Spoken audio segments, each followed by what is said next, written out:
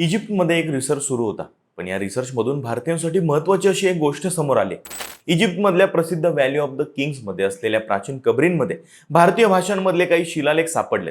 या शिलालेखांमुळे प्राचीन भारत आणि रोमन साम्राज्य यांच्यामधला व्यापार आणि संपर्क किती व्यापक होता याची झलक मिळते. नक्की काय सापडलं होतं व्हॅली ऑफ द किंग्समध्ये? हे भारतीय शिलालेख नक्की कोणत्या भाषेतले आहेत आणि त्यावरती कोणता मेसेज लिहिलेला आहे, सगळं सांगतो. व्हिडिओ शेवटपर्यंत बघा. आज भारत जगभरात अनेक देशांशी व्यापार करतोय. जवळपास प्रत्येक खंडामध्ये भारतीय वस्तू पोहोचतात.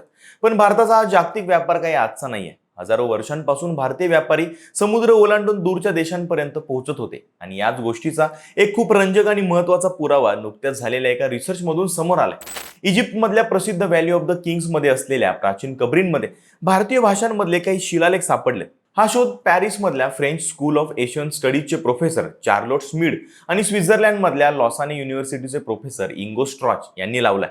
त्यांनी 2024 ते 25 दरम्यान इजिप्तमधल्या थेबन नेक्रोपोलिस या भागामध्ये हा रिसर्च सुरू केला होता. हा परिसर म्हणजे एन्शियंट इजिप्तच्या राजघराण्यांच्या कबरींचा भाग मानला जातो. या रिसर्च दरम्यान त्यांनी 6 वेगवेगळ्या कबरींचा बारकाईने अभ्यास केला. त्यामध्ये त्यांना जवळपास 30 शिलालेख सापडले. या शिलालेखांची खास गोष्ट म्हणजे ते तमिळ, ब्राह्मी, प्राकृत आणि संस्कृत या भारतीय भाषांमध्ये लिहिलेले होते. संशोधकांच्या मते हे शिलालेख पहिल्या ते 3ऱ्या शतकांमधले, म्हणजेच ऑलमोस्ट 2000 वर्षांपूर्वीचे. नुकत्याच झालेल्या आंतरराष्ट्रीय तमिळ एपिग्राफी परिषदेमध्ये प्रोफेसर इंगो स्ट्रॉच यांनी हा शोध सादर केला. आता हे शिलालेख नेमकं काय सांगतायत?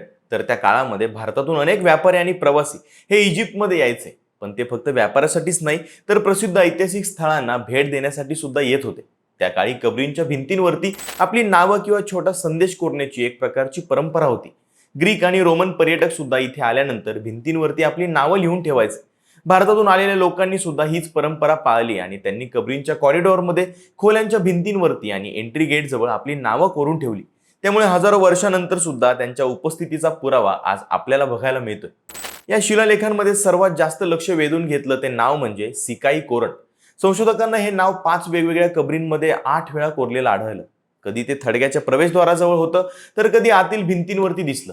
एका ठिकाणी तर प्रवेशद्वारापासून जवळपास 4 मीटर उंचीवरती हे नाव कोरलेलं आढळलं. संशोधकांच्या मते सिकाई या शब्दाचा अर्थ गुच्छ किंवा मुकुट असा होतो, तर कोरण म्हणजे नेता. त्यामुळे हा एखादा साधा प्रवासी नसून व्यापारी संघटनेतला महत्त्वाचा व्यक्ती असावा असा अंदाज व्यक्त केला जातोय.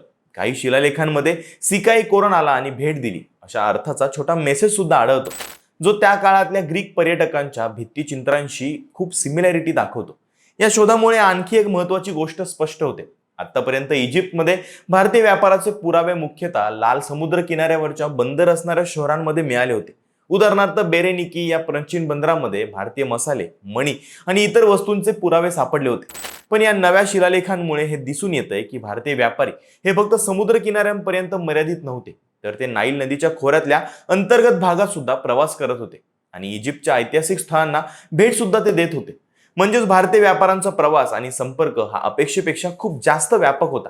तमिळनाडू राज्य पुरातत्व विभागाचे तज्ज्ञ के राजन यांच्या मते हा शोध प्राचीन तमिळनाडूच्या मलबार किनाऱ्यावरची शहरं आणि रोमन साम्राज्यातला मजबूत व्यापार संबंधांचा ठोस पुरावा देतोय. त्या काळामध्ये दक्षिण भारतातून मसाले, मोती, कापड, मौल्यवान दगड आणि हत्तीचे दात अशा वस्तू रोमन साम्राज्याकडे एक्सपोर्ट केल्या जात होत्या. त्या बदल्यात रोमन साम्राज्यातून सोनं, चांदी आणि इतर मौल्यवान वस्तू भारतात यायच्या. अनेक रोमन नाणी दक्षिण भारतामध्ये सापडले, ज्यामुळे त्या काळातला व्यापार हा किती मोठ्या प्रमाणावरती होत होता हे दिसून येतंय. इजिप्तमधलं व्हॅली ऑफ द किंग्स हे ठिकाण खूप ऐतिहासिक आणि महत्त्वाचं आहे. नाईल नदीच्या खोऱ्यामध्ये असलेली ही जागा जवळपास 3000 वर्षांपूर्वी इजिप्तच्या नवीन राज्यकाळातल्या फॅरोनची या दफनभूमी होती. इथे अनेक प्रसिद्ध राजांच्या आणि सरदारांच्या कबरी आहेत. 20व्या शतकाच्या सुरुवातीला या ठिकाणाचा शोध लागल्यानंतर जगभरातले पर्यटक इथे येऊ लागले. हजारो वर्षांपासून लोक इथे येऊन त्यांच्या भेटीच्या नोंदी भिंतींवरती कोरून ठेवत होते. पण त्या नोंदींमध्ये काही भारतीय नावं आहेत हे आतापर्यंत कुणाच्याही लक्षात आलं नव्हतं. इजिप्तमधल्या या शिलालेखांमुळे प्राचीन तमिळ व्यापारी फक्त व्यापारासाठीच नाही, तर प्रवास आणि पर्यटनासाठी सुद्धा दूरपर्यंत जात होते याची खात्री होते. म्हणजे जवळपास 2000 वर्षांपूर्वी भारतीय व्यापारी इजिप्तपर्यंत पोहोचले होते, तिथे बराच काळ राहत होते आणि प्रसिद्ध ऐतिहासिक ठिकाणांना भेटी सुद्धा देत होते. एकंदरीत पाहिलं तर हा शोध भारताच्या प्राचीन इतिहासासाठी खूप महत्त्वाचा आहे, कारण यामुळे भारताचा जागतिक व्यापार आणि समुद्री संपर्क किती जुना आणि व्यापक होता हे स्पष्ट होतं. आज आपण जागतिक अर्थव्यवस्थेमध्ये मोठी भूमिका बजावतोय, पण त्याची पायाभरणी ही हजारो वर्षांपूर्वीच झाली होती. इजिप्तमधल्या या शिलालेखांनी एका प्राचीन व्यापारी संबंधांची आठवण पुन्हा एकदा जगासमोर आणली आणि इतिहासाच्या दृष्टीने हा शोध खूप महत्त्वाचा मानला जातोय. काय वाटतं तुम्हाला या शिलालेखांविषयी? कमेंटमध्ये नक्की सांगा आणि अशाच नवनवीन माहितीपूर्ण व्हिडिओसाठी सबस्क्राईब करा लगाओ बत्ती.